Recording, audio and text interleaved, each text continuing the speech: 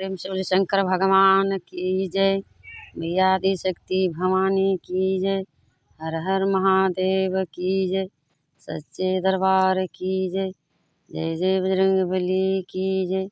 तो देखिए एक हम सास और बहू का कथा कहने के लिए जा रही हूँ, शिष्या बहनों का। तो अपना प्रेम से सुनिए और 3 सूत्र के ज्ञान पालन कीजिए, जो कि ये ज्ञान से सभी को ज्ञान मिलता है और भगवान की चर्चा करने से धर्म मिलता है। तो सास बहू थी।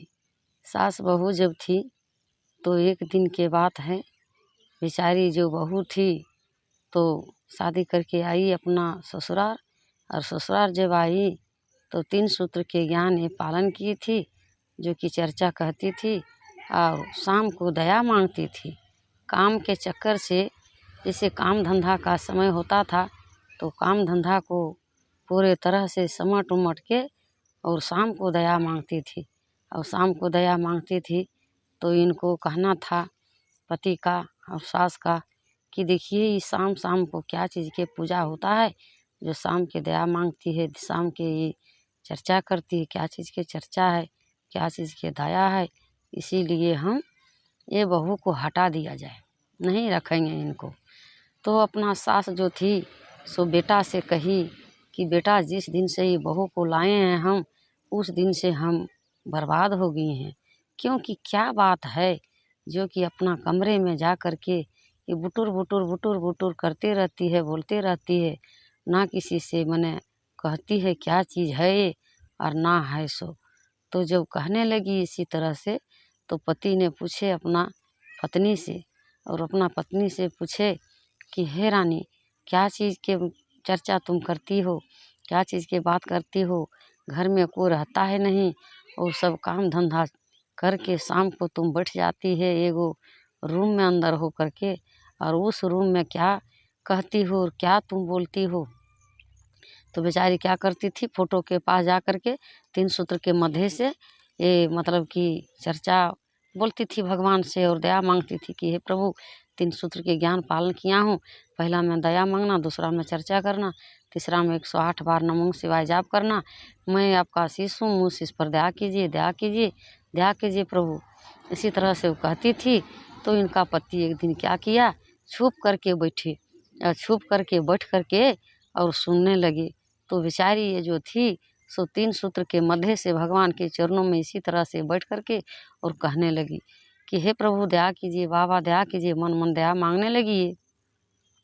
अब जो दया मांगने लगी तो ये बेटा जो था इनका पति तो कहने लगे कि माँ हमको सच बोलती है और सच कहती है कि क्या चीज़ें जो है सो भुटुर भुटुर बोलते रहती है, तो बात हमारा माँ सच बोलती है।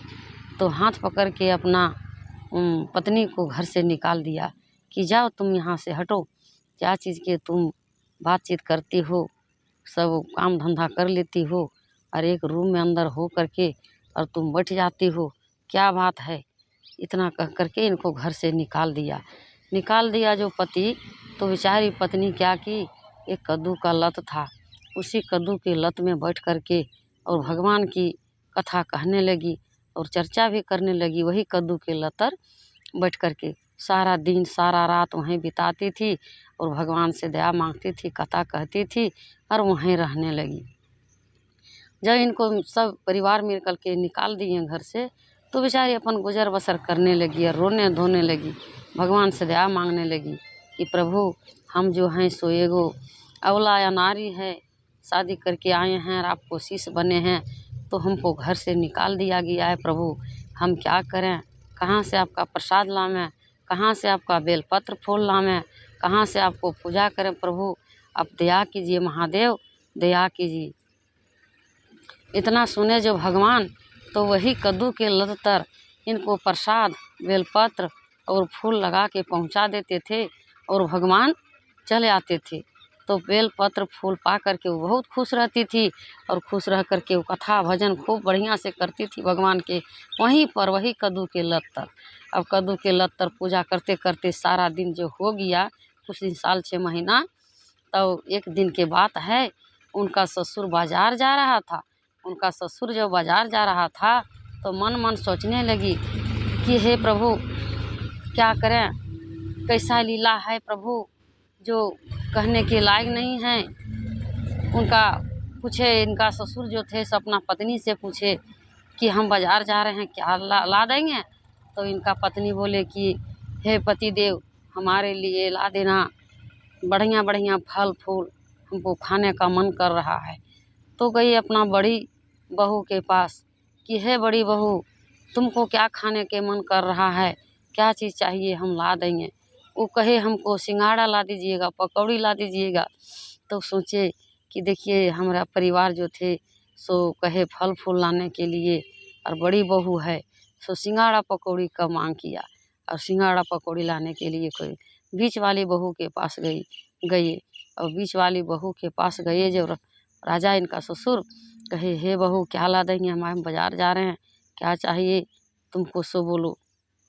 बीच वाली बहू कहे कि हे ससुर जी, हमको बूट ला दीजिएगा और कुछ सामान ला दीजिएगा, तो हम खाएंगे और अच्छा से रहेंगे। पूरे हंसते खेलते रह रहे थे। और बेचारी जो शिष्या बहन जो थी दुखियारी, इसको छोटकी बहू सो कद्दू के लत तर था।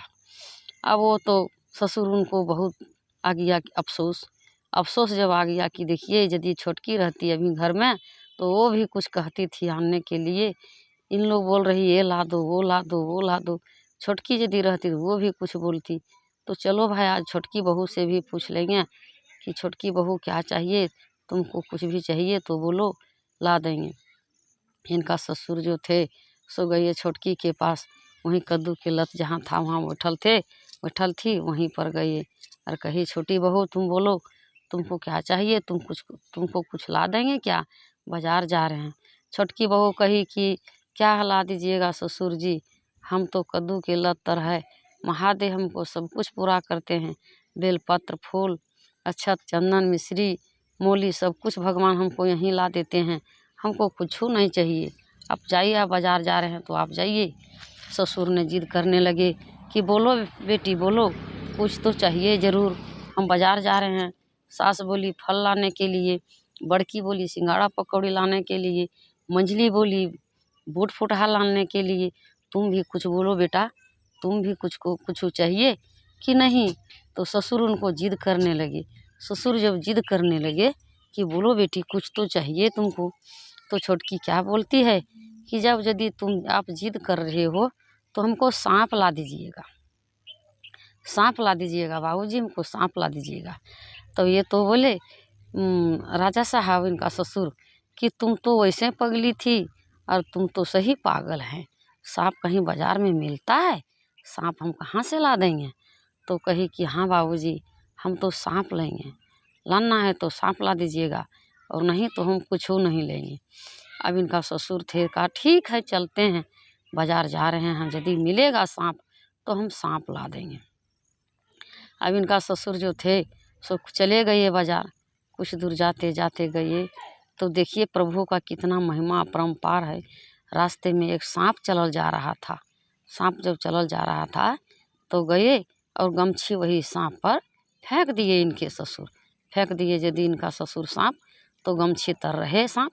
कहा तुम यहीं रहना, हम जा रहे हैं बाज़ार, बाज़ार से आएंगे तो तुमको उठा के लेके जाएंगे अपना घर, क्योंकि हमारा छोटकी बहू जो थी सो सांप मांगी है, सांप लेके जाएंगे आज हम। सांप तो बेचारा बाबा के महिमा था, सांप वही गमछी में लटपट के रहे, लटपटा के रहे गमछी में। अब जब बाज़ार से घूमे राजा इनका ससुर, तब देखिए क्या लीला भगवान के होता है। गमछा में उठाए और सांप लेकर के घर आए। घर जब आए तो कहे अपना छोटकी बहू से कि बेटा लो, तुम सांप मांग ले थी तो लो सांप। अब जब सांप देखी तो कही कि हम क्या करेंगे बाबूजी, ये सांप जो है सो जाके छत पर फेंक दीजिए, जहाँ सास रहती है, जहाँ गोतनी पति हमारा है, वहाँ छत पर फेंक दीजिए, हम क्या करेंगे सब। अब राजा जब गए तो अपना छत पर फेंक दिए सांप। अब सांप जब फेंक दिए तो रातों रात सांप माने सांप के जो बाबा का महिमा था, सांप जो है सो बाबा का महिमा था, बाबा का गले का हार था। अब सांप जो है फेंकते इतना अन्न धन बरसने लगे उनके घर में, और पूरा महल उठ गए रातों रात, अन्न धन से भर गई रातों रात, पूरा सब चीज़ से पूरा हो गई।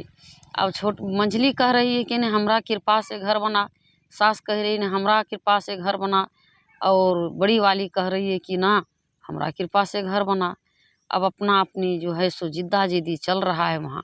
ससुर सब सुन रहा है, देख रहा है कि घर जो है सो किनके वजह बना है सो।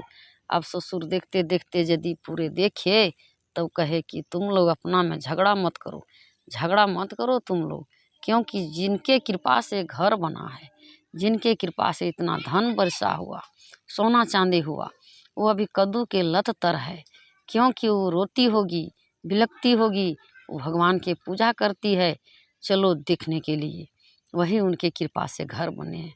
जाओ भल चाहो तो उनको ढोल बाजन के साथ आदर भाव करके और ले आओ, उनको ले आओ जा कर के।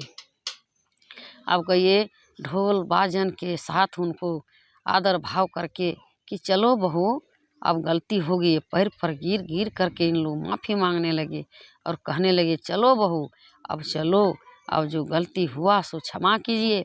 इतना हम नहीं जान पाए कि बाबा का इतना महिमा परम्पार है, सो प्रभु की दया था, इन्हीं के वजह से इतना धन बढ़ा और तुम्हारे वजह से धन बढ़ा है। चलो तो कहने लगी हम नहीं जाएंगे, नहीं जाएंगे। तो सास कहने लगी, रोने लगी कि मनवा रे मनवा, मनवा रे मनवा, हमरा पागली पुताहिया रे मनवा, हमरा पागली पुताहिया रे मनवा, अंगना 12 साल सोनावा रे मनवा, अंगना 12 साल सोनावा रे मनवा। इतना रो रो करके कहने लगी, फिर भी कहने लगी नहीं माँ हम नहीं जाएंगे। और गोतनी कह रही कि मनवा रे मनवा, मनवा रे मनवा, हमर लक्ष्मी गोतनिया रे मनवा, अंगना 12 साल सोनावा रे मनवा। इतना कहते कहते रोते बिलखते उनको कहने लगे कि चलो अब तो गलती हो गया तो क्षमा कर दीजिए।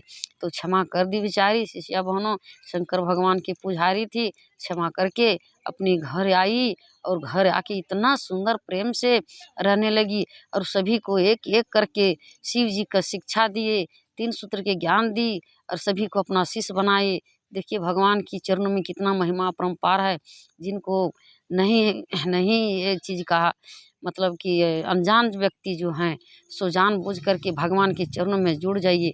जुड़ने से कोई दुख तकलीफ नहीं है, जो दुख तकलीफ रहता है सो दूर हो जाता है। प्रेम से बोलिए शंकर भगवान की जय, मैया आदिशक्ति भवानी की जय।